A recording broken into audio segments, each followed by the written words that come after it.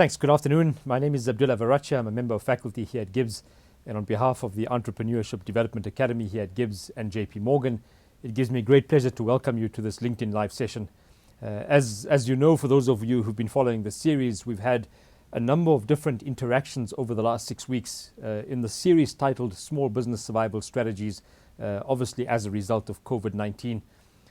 Today's session is particularly interesting, and a session that builds on from the session that we've had 2 weeks ago with Adrian Saville, and also the session that we had 4 weeks ago with Karen Deshen. And if you recall, both of them spoke about how businesses in a COVID-19 type of context have had to pivot, have had to really think about their business model.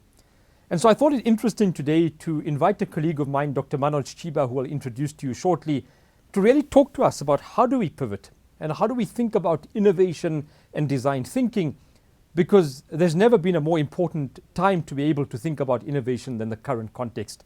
Yes, we've got a huge amount of complexity and uncertainty, a number of challenges that businesses face in the short term, but one of the ways in which we see businesses responding is really to play an offensive game, is to go out and think about, can we reimagine the business model or reimagine how we deliver value? And so the format of the session is we will have a 20-minute interaction with Dr. Chiba, after which we'll have an interactive discussion with him. And I'm going to invite you into that discussion. So you'll see at the bottom of this video is a chat column. Please feel free to put any questions, any comments, any views from your perspective. About 3 weeks ago, Tracy McDonald Publishers asked me to contribute to a book that she's put together called The Book That Every Business Owner Must Read. And it's a group of 48 different authors. And so I said to the Entrepreneurship Development Academy that we decided that we're going to give a copy of this book to the person who asks the most interesting question. So I'm going to ask that you think about the questions and really relate it to today's session. So without much further ado, I'd like to thank you, Manoj, for coming through, for spending some time with us. It's great to see you on campus. Dr. Manoj Chiba is a very dear friend of mine. He's a colleague, he's a member of the full-time faculty here at GIBS, but he's also very active in the business environment, where he consults quite widely in this area of innovation, data analytics, and really quite a thought leader and thinker in terms of the area of technology and data science. Manoj teaches in this area, he publishes extensively in this area, but also consults quite widely in this area here. And so Manoj, it's a pleasure to have you with us and look forward to the interaction. Thank you. Thanks, Abdullah. Just before I get into it, I hope it's an interesting question and not the most difficult question that we're asking people, because I think in these interactions, it's always nice to get that. But just without me going into too much detail, briefly what I'll cover today is pivoting, what we know. It's important to recognize that many truly South African businesses, small, even entrepreneurs, small businesses, have pivoted very successfully. And I'm going to give you some examples of those. But I think also just to cover what is the market and environmental shift that we've seen, which is important. And then a point which I think you've covered on the series, which is going back to basics. Going back to basics of the financials. Every business is built on solid financials and understanding those. Finally, we'll get into some innovation and design thinking, where I'm going to leave you with 2 frameworks which I have found personally, number 1, very useful, and number 2, people that have used it, useful as well. And then finally, just some conclusion for trends of success. So without further ado, let me get into this here. What we know from an introduction perspective, pivoting. We've seen this. We've seen a great South African story, Tsepo Jeans as an example, that has moved from designer jeans into what we're calling the jean masks or jeans masks. Really doubling down on his core competence, which is the same resources that he's always had, jeans, and now developing a new product. Second one, high-end limited edition handbags to face masks again. And I know it seems like I'm talking about face masks, which are the obvious ones to pivot to. But look at the second one here. From Asia, speaking to doctors there, and then creating existing resources from leftover bags to face masks. So the material is the same. So reusing what would ordinarily be wastage. Third one, which I think is fascinating for me, is the art gallery.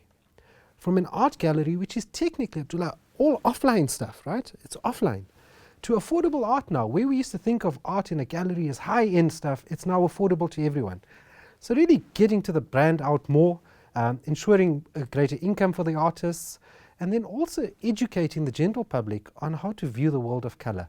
So this was a business that moved completely from offline onto the online space.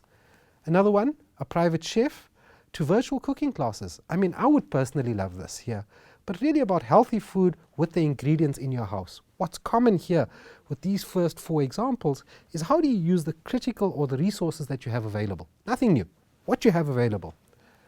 The next one, online businesses with food processing to delivering fruit and veg, boxes essentially.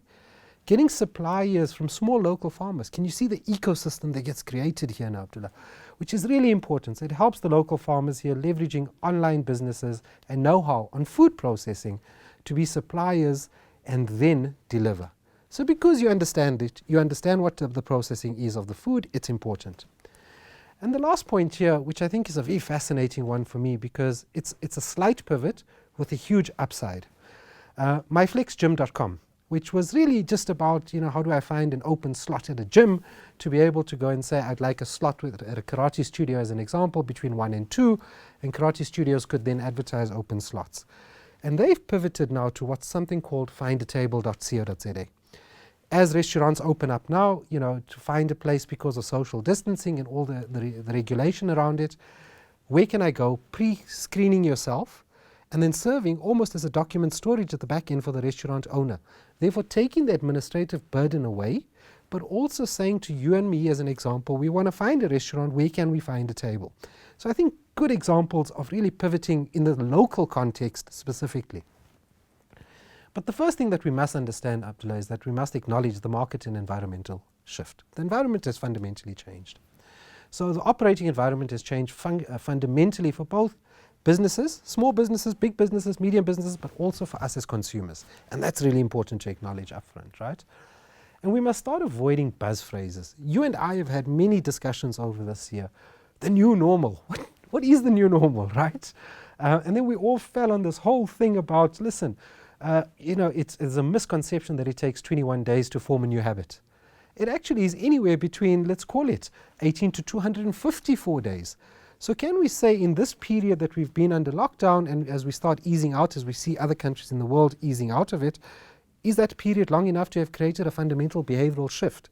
So before we hide and couch behind buzzwords such as the new normal, let's understand what it really means as well. So just be careful about that. But there is something that we must acknowledge, and it's uncertainty. Is that during and post-COVID, we know that, we only know what we know. There's nothing else we can do. The decisions you make now will have an impact on the future of your business. So you can only focus on what's on the table right now. And finally here, the businesses you serve, you must acknowledge this, is that the demand for products and services, if they're not core and central to individuals and businesses, are really going to fall by the wayside now. Demand will be muted to a large extent, and businesses you are and may have been serving are doubling down with good reason. So there's no flying projects going on, which really means similarly that your consumers you serve, think of yourselves personally. I've learned about a lot that I can do without, right? And I think that's important to understand now. So our circumstances have changed for the most part. Regardless, and I think we must acknowledge this, the environment and the market within which you operate has changed, either temporarily or permanently, but none of us can give you that answer right now. So we are dealing with uncertainty to a large extent. I'm briefly going to take you back to basics quickly because I think it's important when we talk about innovation and design that we get our foundations right. And the first foundation in terms of getting back to basics is really about the finances, right? The basics for any businesses are your financials, and that must be acknowledged. Before we even get into innovation and design thinking, you need a diagnostic assessment before any decisions can be taken. And so when we talk about this here, I want us not to be optimistic. I don't want us to be pessimistic either. I want us to be realistic. Because a lot of what I find is, I'm sure it will change. When? Let's be realistic about what we are dealing with right now. 4 critical financial metrics I personally believe with small businesses that I've spoken to and my own business specifically that we should be focusing on is number 1, expenses. Let's look at our fixed and our variable expenses, but I often see that people forget about seasonal expenses, okay? Your domain registration cost for your website as an example. I'm not saying get rid of your website in an online world, but just remember those are seasonal, okay? That's the first one. The second one is revenue. I think we must be clear. You should know this. What is the right price for your product or service? But what will this look like moving forward? And if we think about your revenue streams, is it now time to start changing how you charge for your product or service? A fundamental shift in the business model. Profitability, we all know that, revenue minus costs. How has this changed? How might this change as well? Okay, if you're still operating as it was and at a sustainable margin for demand and your costs, what about your costs? What's happening with them? Are they inflating or not? And finally, which I think is the most critical one, is cash flow management. Cash flow management is just a no-brainer for me for a small business, and somewhere where all small business owners really need to start focusing on. And the first question I ask now, unfortunately, is where can I cut costs? Let's look at those fixed, variable and seasonal costs that we can look at. Have I spoken to my key stakeholders? How will this affect them, if it any way? And finally, are there any funding opportunities? And I know there are multiple funding opportunities in the South African context, and we've got to go through those, but what are those funding opportunities that do exist possibly out there? Again, please don't be optimistic, don't be pessimistic, do be realistic about these things. Okay? And I think that's important. So let's get into the crux of this, Abdullah. Once you've got your basics right, understand people have done it, we can learn a lot. So let's understand this from an innovation and design thinking, which is really just a process. Firstly, I want to start off, and you'll know me by now, is I always start off with the basic definition of anything, because I think it's critical for us not to be caught up in what I believe, what anyone else believes, but let's create a common ground. So innovation can be defined in many different ways here, and I argue that it's in a changed environment and market. Innovation is about using what you have differently to solve problems faced by your business as well as by your consumer. I hear the big word of a platform business which connects consumers and producers together. This is where you're sitting right now specifically. So what does this mean? Innovating means you need to use your ingredients. You'll know I love food. So how do you mix different ingredients together to come up with a new recipe? What is that recipe for success into the future in the new and in different ways? We solve problems, and I think we must acknowledge this. Every human being, we solve problems when we're faced by them. When we can't face them, feel them, touch them, see them, they fall behind. But more so when our existence is threatened. And in this case, a small business's existence is threatened here. So I think those are just critical points. And then design thinking, has always been central to the development of products and services, but now, Abdullah, it's even more pivotal. It really is pivotal now, okay, in innovating and reinventing your business. Design thinking has really, is a process focused basically on solving problems. That is, it's a solution-based approach. Let's just be clear of what it is. And so design thinking is really, in a changed environment, means your prior products or services may not serve those needs or possibly in the medium term. This has implications on the sustainability of your business. We know small businesses in the short term are really threatened at the moment. The changed environment, coupled with sort of tighter regulations, if we call them that for now, means that your consumers, businesses and individuals that you may be serving, will have changed. Let's be clear about that. To design products and solutions around this new normal and a constrained environment means you need to solve problems that matter to your consumer. I'm being very clear, these problems need to matter, okay, and that's important. To do this, we often say there's a 5-step process, and I'm going to focus sort of on the first 3, which is really emphasize, define the problem, and explore all possible solutions here. And then using design thinking, the process allows for the identification of new opportunities, really new opportunities, and the development of new business models, which I think is going to be critical. Old products, new business models of delivery is going to be critical moving into the future now. And I just want us to all remember that innovation requires you to use your existing resources differently, very differently. So let's look at new opportunities and how do you really start getting into them here. New opportunities starts with your strengths, and it's your strengths and your assets. As an individual business owner, it's about you, your business, and what you have. So we don't need more stuff. Let's use what we have. So what are your strengths is my first question that you must answer. Strengths come in different forms, and we must all acknowledge this. They come in different shapes and can be thought of as assets. Number 1, at a personal level, what knowledge and skills do you have? Critical. Do an audit of that. At a business level, what spaces and things do you have? Example, office space, vehicles. How can I use those assets differently during this time? And then at an abstract level, have I been able to build up a brand as an example? And how do I leverage that brand? at any level, what is not captured at the personal, business or abstract level, what you really need to know is your strengths that you have. That's all I'm asking for here. And this framework that I'm putting up here, framework A as I call it, is really about what do you enjoy doing. I'm not going to go through all the 7 points around there, but it's really about the hard questions that you need to do. A lot of this takes some introspection as a business owner, but also a lot of reflection. And I think in times like this where we have to force ourselves to reflect because our existence is at stake here as well. So I've given you sort of 7 points here centered around what do you really enjoy doing. And then we've got this here about empathize. And I think this is really important. You have acknowledged that the environment has changed and the market has changed as well. So what does this really mean? Now acknowledge that your consumers, individuals and businesses as an example, have experienced the exact same thing. We're not in isolation. The entire ecosystem has changed around this here. So acknowledge that some of these have changed by force. COVID is not here by developed, it's forced us. Acknowledge that at the same time, people have had new experiences. Every person has had a new experience here. Acknowledge that individuals have reflected on what is important to them. And I think we must be clear about that. Everyone has now started cutting off a little bit of the fluff around their worlds personally. Acknowledge that the businesses have shifted their focus as well back to their core competencies and what is their core focus, not fleeting projects any longer. And acknowledge that individuals and businesses don't have the spending power like before. Yesterday I saw that the GDP in South Africa has shrunk by 2%. That has huge implications. We talked about it politically at some stage, South Africa's state, but economically I think we're in trouble now. And I think we must acknowledge that. That economic problem that we have now affects consumers as well. And doesn't only affect consumers at an individual level, consumers even at a business level. So don't forget the businesses as well. So that's important. So empathize really means for me dropping your assumptions and getting to the mind of the consumer. I often get asked, how do you do that? The answer is quite simple, ask. Okay? If you don't ask, you'll never know, right? And not all consumers will have the right answers, but you've got to ask. And then you've got to aggregate.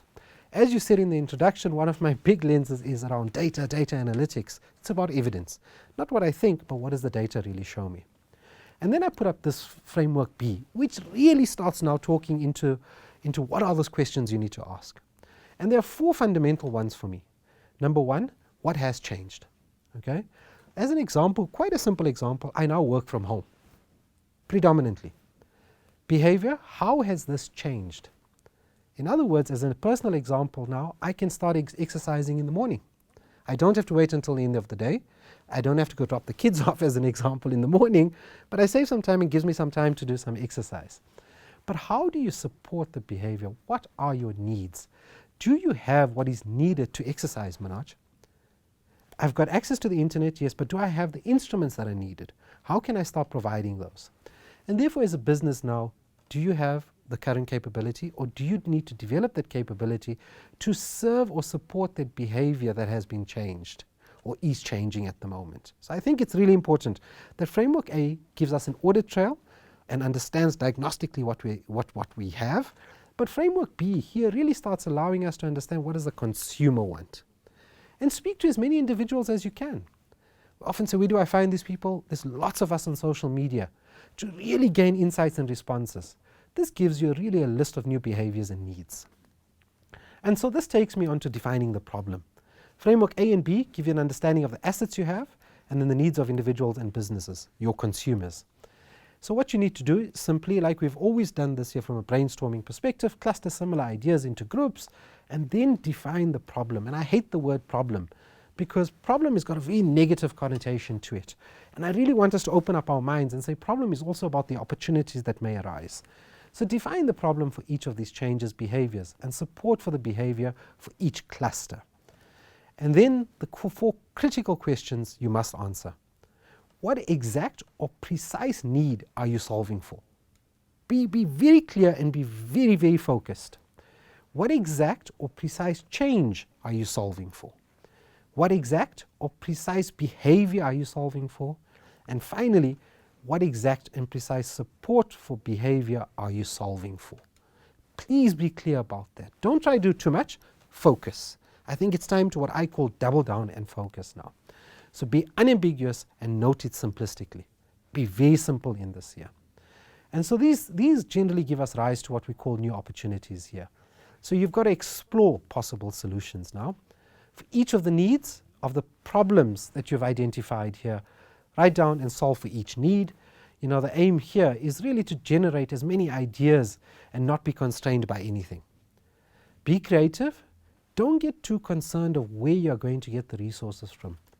You know, one of the most fascinating exercises I've seen done with many people is taking a small piece of, or a small set of Lego blocks and asking people to design a car out of it. They design a car, and then with the same resources, same Lego blocks, the car turns into a duck. Fascinating. Break that mold. Okay? Involve as many individuals as you can or possible. Think crowdsourcing. Ideas very well. Crowdsourcing has been known for some time now, and we know that we're there to help each other. And then group similar ideas together and then map them back and then cluster problems from the previous step. Please don't be constrained. In other words, this is an open process for now. And then we've got to be selective. Choose 5 or 10% of the ideas that you've generated to focus on. Please don't focus on too many. These ideas must be based, number one, on the assets that you have. Remember the framework A that I've given you. And then mapping back technically here is describe what job a specific cluster problem, recall the definition of the problem, is trying to get done here. Define the pain point. Be clear on what is the pain point you're solving here. And what are the negative experiences? Support for behavior, framework B. And define all the positive experiences you could bring with this new idea. And finally, describe how each solution or new solution that you would have selected from the ideas in the form of a product or a service, don't be constrained by either it being a product or a service that you have, and reduce the pain. And final selection here is criteria for choosing real needs, not luxuries, Abdullah. You know, I think right now it's becoming very pivotal. Let's solve real needs and let's leave the fluff on the side out for now specifically. More potential customers means that you've got a bigger market size, and those that you can put together quickly. This is about speed. Speed to market, speed to solving problems, and quickly based on what resources you have. And then finally, choose a revenue model. And I really want to say, when we talk about choosing a revenue model, understand that most individuals and businesses have now become spend conscious, right? So can I flip my model for the product and service that I have? Can you leverage a subscription-based model as an example? Can I use a consumption-based model as an example? It's for the first time, I strongly believe that we are being forced to really look at our business models on how we help our customers consume our product or service. And that's becoming very central for me. So think of different ways to charge for your product or your service. And finally, some of the trends that we've seen for success here in conclusion, Abdullah, is I must reiterate some of the great success stories we've seen in South Africa. From designer jeans to jeans masks, same product, same resources, new product. High-end limited edition handbags to face masks. What was wastage at some stage now is becoming useful. Art gallery, only high-end expensive artwork becomes affordable right now. And then we've got the private chef that takes us to virtual cooking classes, and then an online business, which is fascinating. I don't think I mentioned this upfront. An online business who's now become an offline business in delivery.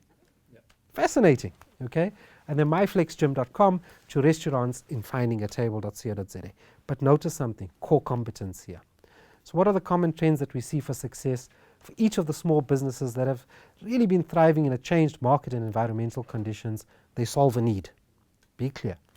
Number two, they're all based on data or evidence. They've asked people, they've spoken to people, they've also experienced stuff. Number three, and they leverage their current skills and assets. Number four, they're all focused. Focus, focus, focus. They're focused on one or two aspects only, nothing more than that. And they all leverage the existing ecosystem. We all exist in an ecosystem, and therefore we all have this out there. Number six, they've all pivoted. Abdullah, we have to pivot. If your existence as a business is in trouble right now, pivot. Pivot within the competencies that you have here. And therefore, I ask you to ask yourself 4 questions. Number 1, I have a set of skills. How might I use them? Number 2, there are needs. What are those needs? Number 3, I have assets. How might I use my existing assets differently? And number 4, I have a network. We all have an ecosystem, a network, and they're easy to access as well.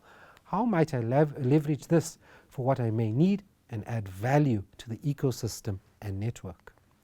And I thank you for that, Abdullah. I think it's in a time that we have to pivot.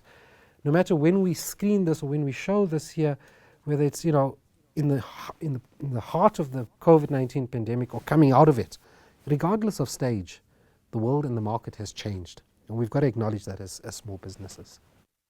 Lovely, Manoj. I mean, that was fascinating just in terms of the very practical examples of the businesses that you've given, and then the application in terms of core competencies and how do you pivot. I actually want to bring in a lot of the questions that have come through from you. And Manoj, I'm going to bring in some of these questions really linked and aligned to some of what you've covered. Serena Naidu asks the question that, we've spoken quite extensively about pivoting, but does pivoting only come about in a time of crisis?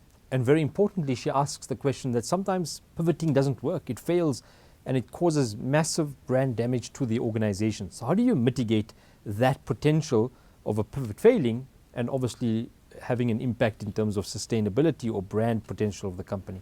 So I think, Abdullah, I'm going to start off with the first part of this here, where often what happens is that because we're successful, and I put successful in quotation marks, is that we don't change, we don't innovate, right? And I think that's something we're all guilty of. We get comfortable in our business models.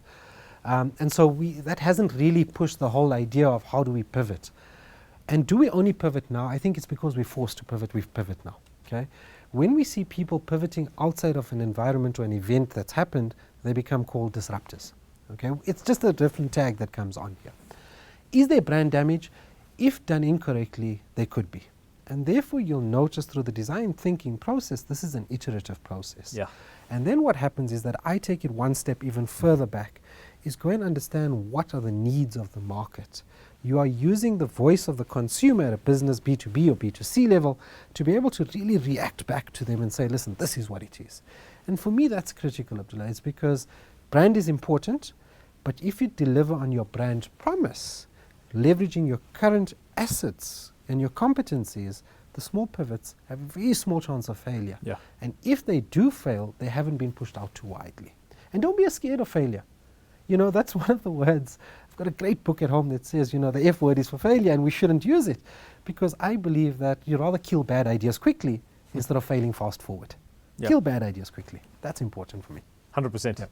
So one of the things you've also spoken about is crowdsourcing, right? Yeah. So often Kwape asks the question, that maybe we can implement design thinking within the small business, but how do we actually bring in our multiple stakeholders? Are there ways in which we can engage the stakeholder environment to bring them into how we practice design thinking? So, let's take it away from a technology place first. I think, the platforms exist out there, and you can, if not, and you can't find them, I think you can create those ecosystems yourself. How do you bring people in? This is something you're asking of a lot of people, which is very valuable to everyone, which is time. You're asking people to give up time to come and really give some input. And so I often say that this doesn't ever start off big. It starts off really small and starts gaining momentum. It's like a snowball effect, right? And by just getting a few key people in and really continuing to push with it, I think what we often forget or fail to understand is when we're engaging stakeholders, not every stakeholder is up there, up front all the time. And even when we get all our stakeholders up, if there's no value for them, and let's be clear, if there's no value for them, what happens? They pull back. Yeah. So what we need to do is leverage these ecosystems, these platforms. There's lots of crowdsourcing platforms out there. I mean, you can talk about Facebook and Twitter, they're crowdsourcing platforms, right? But you've got to have this, and I believe, very gated. So you've got to allow certain people in, so you keep it small and then you can start opening it up. But you've got to ask, and you're asking for something that's critical, which is time. And let's be clear, technology has given us the gift of time back. Let's be clear, COVID-19, if I look at this glass as half full, Abdullah, let's be clear, has given us time. Yeah. How much time do we save from driving as an example, okay? And that makes us, and how do we use that time? So I often ask, in my classes specifically, if I'm giving you the gift of time back, how are you using it? And to the question that's being asked is, how do you bring them in? Is by showing them there's value for them to be part of this ecosystem. And that is a snowball. If there's no value and not constructed very nicely, this will fall down. There's many of these forums that I belong to. And after a while, I also dwindle away. Sure. Because what is the value, right? And I've got to be able to feel that value, see that value. And South Africans, unfortunately, many times, We talk a lot and we do very little. Sure. We must acknowledge that. I'm sorry to be harsh, but we must acknowledge that. Yeah. In the series, one of our presenters spoke about the gift of the crisis, and it's really around time. I found it's been incredible in terms of the amount of time I've saved, in terms of some of the things that often would take out my time in how reality was before, and what I've been able to do as a consequence of that, and how you focus that time. So Manoj, you've spoken about GDP and the fact that we're going into a very difficult period in terms of growth from a country perspective. One of the things we've also seen in this country and in many countries around the world is access to capital. And so the question from Takalani Mashamba is, how do you find innovative ways for small businesses to access capital away from the dependence on large financial services institutions only? Are there other ways in which we could access capital as small businesses? Yeah, I think, Abdullah, this was one, and I've had this conversation with you pre-COVID. Let's just call it pre-COVID as well. Takalani, it's such an important question to ask, and I think there is access to capital. It's Uprise.Africa is an example for me right now. That's almost venture capital run, but they vet your project and you can go up and you can get cash and funding from there. So I think and that means that obviously if it gets funded that you're giving up some equity, but just have a look at Uprise Africa and the business model behind it, which I think is very important for me. Because that business model is actually, Abdullah, you and I putting in money to back a startup, right? So Takalani, it's no longer about the big institutions, no longer about everyone who's got deep pockets, lots of money. It's about the individual like Abdullah and I who can say, listen, I've got 10 Rand to invest into this business. I'm going to crowdsource this here. So those platforms exist right now, right? And they're quite easy to get on. So an example is Uprise.Africa, right? And have a look at them, because I think access to capital that way is also for me a very nice way to understand who's interested in my idea, gives you a market sensing before the access to the capital just comes and says, I want to develop this. I've dealt with a lot of small businesses and also being a small business owner, successful and unsuccessful in many aspects, is that we often think, that capital is the be-all and end-all. I think good ideas trump capital, the capital will come. But have a look at those websites, like Uprise.Africa, which I think there is alternative forms of that besides what we've seen out there.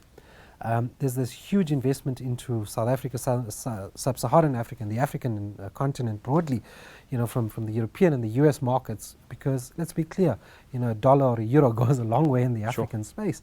And if there's one thing we know about us on the African continent and in many emerging markets, is that we solve real needs and we know how to do that very well.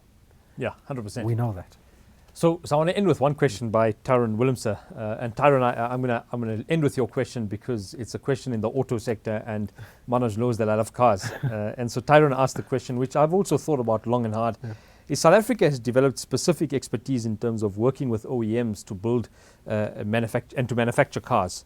And we see this in the Eastern Cape, in Gauteng, in parts of KZN. His question is, isn't it time for us to be able to create a South African-owned manufacturing company that really builds South African cars? Do you think that's something that's possible, or is it too far out? As you're asking the question, I'm asking what's stopping us? What is stopping us? Sure. It's us, right? Elon Musk has just sent a thing into space right now. It's these ideas, Tyrone. And my question is how do we get us all together on this now, saying, let's do it. Let's not just think about these ideas. What is stopping us, Abdullah? We've got to understand the depth of each one's, bring in the relevant stakeholders and do it. And this, for me, is really critical, is that I don't think it's not possible. Because when someone does do it, I've had many of these experiences. I thought about that 5 years ago. What was the problem, Abdullah? I didn't do it. Yeah. And we are our own worst enemies. Right now, you've been given back the gift of time. What are you doing with it? Yeah, lovely, 100%. I want to end on that point, and Tyrone, I hope that really gets you to think about what we can do in the auto sector.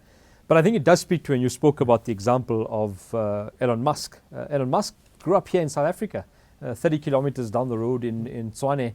And Elon Musk today, if you read his story, really went into the US with a limited amount of capital and really built an organization that has been so successful in many different disciplines.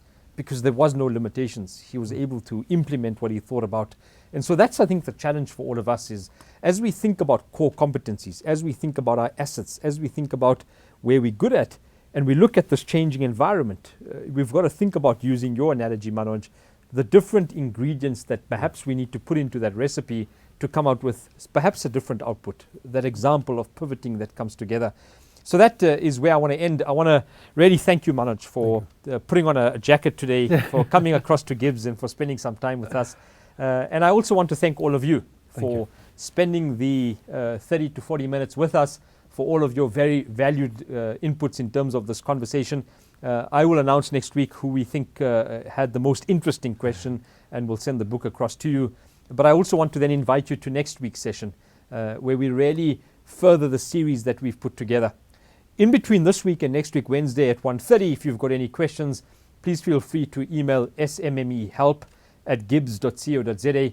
And so I want to end by thanking JP Morgan for their partnership with us at GIBS and the Entrepreneurship Development Academy in putting the series together.